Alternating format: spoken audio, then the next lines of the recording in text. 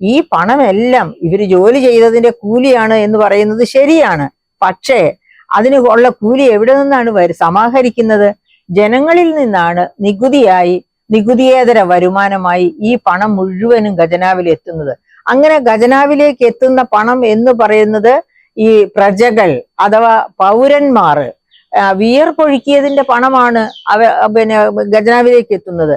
ആ പണം എടുത്ത് ജനസേവകർ, അതായത് സർക്കാർ ഉദ്യോഗസ്ഥരെയും മന്ത്രിമാരെയും ഒക്കെ നാം അങ്ങനെയാണ് വിശേഷിപ്പിക്കേണ്ടവര്. യഥാർത്ഥത്തിൽ നമ്മളുടെ കോൺസ്റ്റിറ്റ്യൂഷനും അങ്ങനെ തന്നെയാണ് അവരെ വിശേഷിപ്പിക്കുന്നത്. അങ്ങനെ